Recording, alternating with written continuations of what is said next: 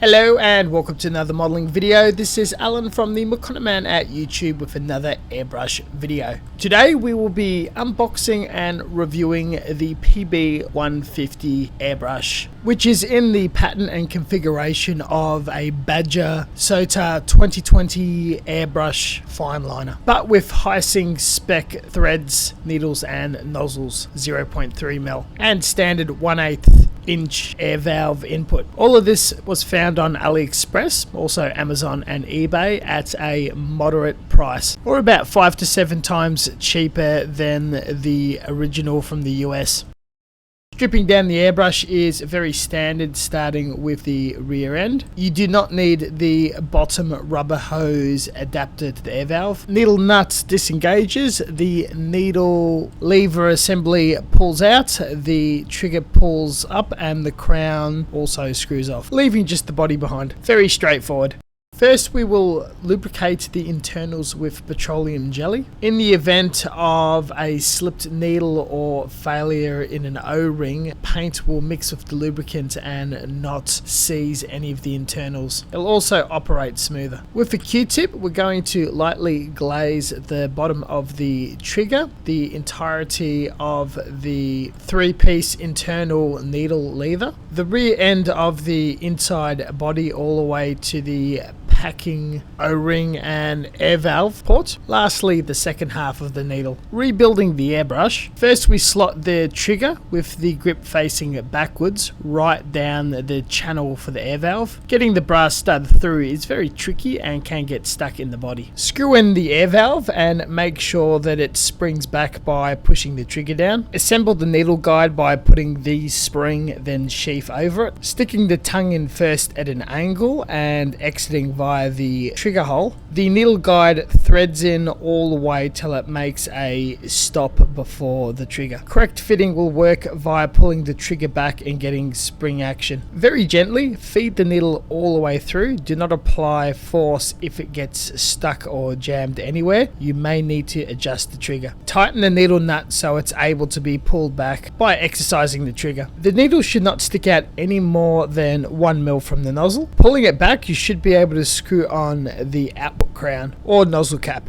This part is a bit unusual. You'll need to put the needle nut between the rear cap, then feed through the needle. It looks very stylish and cool, but it's a bit of a nuisance. The needle sticking out of the very end of the needle stopper is also a bit of a flaw, as if you were to drop your airbrush on its back, it will protrude and damage the nozzle.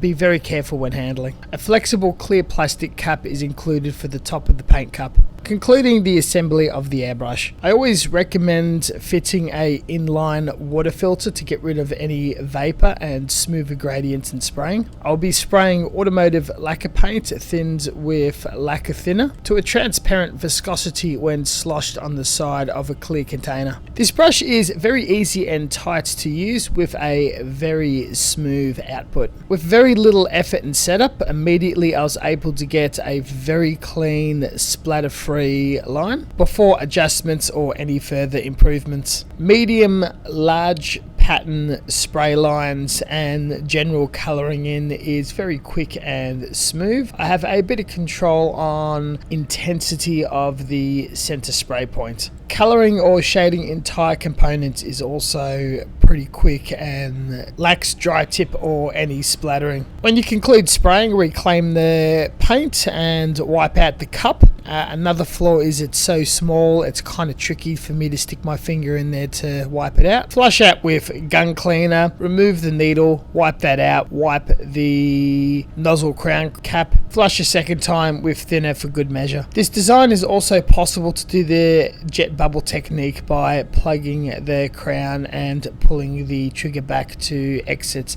air via the cup, mixing the internal thinner or paint. I'm also in possession of a legitimate Badger Sotar 2020 and felt it was important to also test and spray it before any comparisons or conclusions are made. Immediately, again without any adjustment, I'm able to get a pencil thin line, much thinner than PB-150. It's absolutely tight and thicker lines and any sort of shading gradients is incredibly smooth as well. For general spraying, the intensity, spray pattern and gradients are pretty much very similar. I've owned this airbrush for several years but have a lot of anxiety operating it due to the expense of its original price and its near impossibility to source parts and cost of replacing needles and nozzles. Pretty much sits dormant in storage. There is also an issue that the Sotar does not have a crown or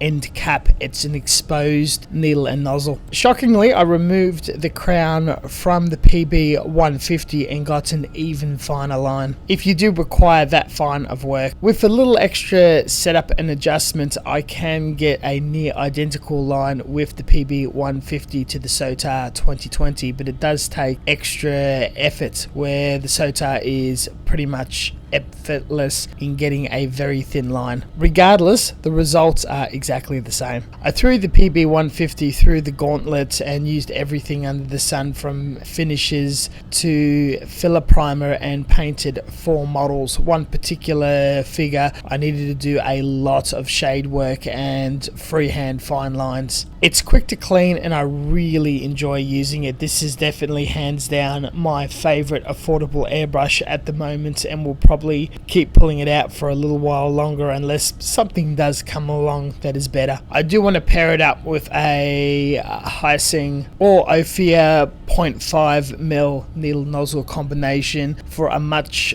durable workhorse for clear coating and priming, base coating for a quicker turnaround. I very much highly recommend and endorse this airbrush, and will also incorporate it within my hobby shop repertoire. This concludes the video. Thank you very much for watching, and as always, until next time, stay tuned for further content. Please check out the description section for links and social media, other content, and we will catch you guys next time. See you later.